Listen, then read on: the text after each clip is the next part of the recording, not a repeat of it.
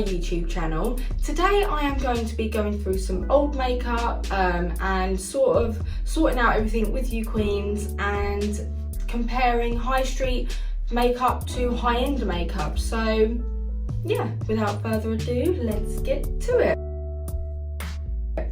Okay, so let's talk foundations. So we all know that the high street brands of foundations they're good. If you have a good base to apply it to, so good primer, good moisturiser, you've exfoliated your skin, you know you can work with it, and they're buildable.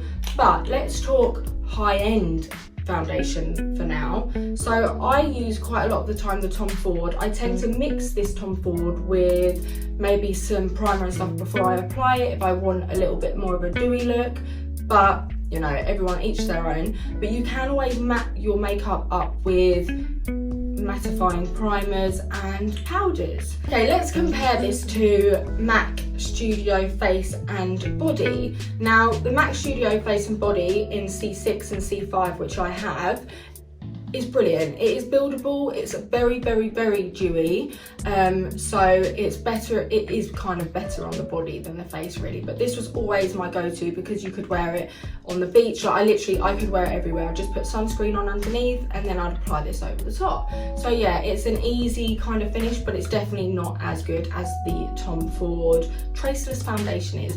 But obviously, in price range, this one's way higher than this. So yeah, but it's fine, they're good. Let's go on to the Charlotte Tilbury Airbrush Flawless foundation. Now, to be honest, I don't really get on with this. I don't know what it is about it. Like, I know a lot of people rave about it, but it's not for me. I feel like it's a bit, the coverage is good, but then it can be a bit drying, and I think that could just be my skin type, but who knows. So I'm not sure about that, if I'm honest. Same with the Rodial foundation. Like, I do like it, but I have to have a very moisturised base, so I have to use the Bobbi Brown face base. I couldn't use like a pore minimising primer first. So it is good, but again, it's quite drying. But the thing that I do like about the Rodial products is that you have a lovely applicator, and obviously the packaging is lovely. It's very on trend. Okay, let's move to another high-end, La Mer. Now, this is good. I wore this a lot in the summer last year, but it's very, very thin. So it's borderline BB cream. It's not very thick. You couldn't wear it if you wanted a lot of coverage. It is buildable, but it's very sort of wet. So that sounds horrible, doesn't it? It's very wet, but it is. It's very wet, so it slips and slides. So yeah, I do have to mattify this one up quite a bit. Let's move on to the Giorgio Armani. Now, this is brilliant mixed with NARS. So the NARS makeup, because this is a little bit dark for me. So I use the NARS. Where is the NARS foundation that I've got? Let me just have a look. This one, the Sheer Glow foundation. So I mix a bit of the NARS. I have the shade Medium 3 Stromboli, and then I mix it with a bit of the Luminous Silk Giorgio Armani 7.5, and these work really well together. Giorgio Armani one is perfect if you're going full glam on a night out. So is the NARS really. They sort of are basically the same, but like I said, you can never get your makeup spot on, especially when you wear fake tan. So sometimes you do have to mix the colours up a little bit. So that's it for foundation. Now let's go through High Street, which is Soap and Glory, to Dior, which is obviously high end. So in all honesty, I prefer the plumping of the Soap and Glory, but it comes out clear. So, you know, and it's probably really dirty. It is. It's got my lipstick on it, but yeah. So you do have to wear lipstick underneath it if you like it. If you like wearing lipstick, that is. But the Dior is, you know, obviously high end, but you can get them pigmented. They're not highly pigmented, but they are pigmented. But yeah, this plumps a lot better, ladies, than these, but still, I still love them. Now, Tom Ford, Laura Mercier, I would class Tom Ford as high end and this is more high street, but that's just me. Which one do I prefer? Well, I prefer the Tom Ford over everything, sorry about that. I prefer the Tom Ford, and you can tell that because there's like literally hardly anything left in it. I got this in shade can't see. Tawny, because I can't see, I can't tell you what else it is.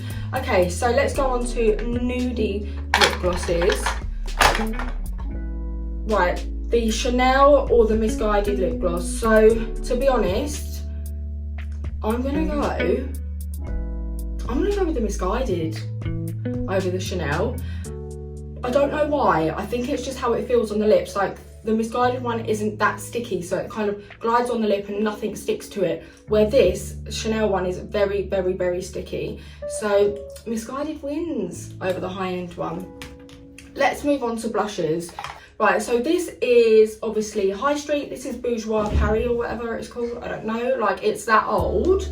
Okay, you can't even tell. And let's do it. Let's compare it with NARS. So which one do I prefer? NARS. It's more highly pigmented. You need less of it, but this is nice for that if you want a natural glow, natural finish. Yeah, so they're both nice, but I prefer the NARS ones over that. Okay, let's move on to bronzers. So I have got the Becca Cosmetics bronzer here, and I have got the Hula Toasted here. Which one do I like more? The Hula one. So this is in my everyday makeup bag, and I use this all the time over the Becca Cosmetics one, although I do love Becca Cosmetics.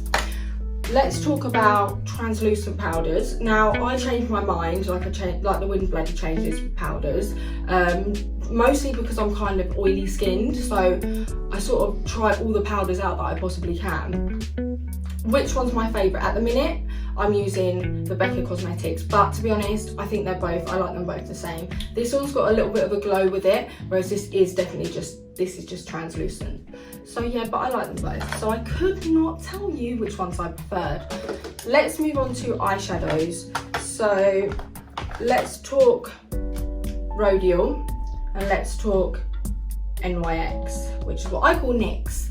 So NYX, very, very highly pigmented, not that easy to blend. Rodial, not that highly pigmented when it goes on, but very easy to blend. So we're in a no-win with these two, I think.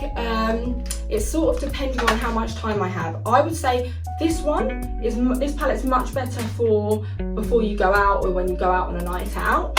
And this is for when you want to put your eyeshadow on in the morning and you're rushing around and you don't have time to blend it because it's not that highly pigmented, but it is good for everyday look. But queens, I'm now getting bored about talking about makeup because I like it, I like trying new things, but it's a little bit boring, isn't it? Like, I actually watch these people on YouTube doing it and I think, I think they might, like, I'm gonna turn off now. So overall, the winner is high-end. It's gotta be, because there's only a few small key pieces that I like that are on the high street. So I don't know. Queens, why don't you tell me what you think? Can you give me any recommendations of what you've used and what you like, high street or high end, and maybe I can buy it and do like little reviews or a new makeup tutorial with you queens. I have been asked to do a makeup tutorial whilst watching a makeup tutorial on like my laptop or an iPad or whatever, but I am so scared to do it. So I think what I need to do is I would like you to tag somebody's makeup tutorial, because I need to buy the same products as them, because if I'm using a different product, then I could be doing something on that spot for like 25 million minutes trying to blend it out properly, especially if I'm using this palette. I mean, I'm not saying anything horrible about the palette, but you know, I don't know. So yeah, let me know what you would like to see next. Don't forget to subscribe and like and share, do all of those things, and I shall see you in the next video.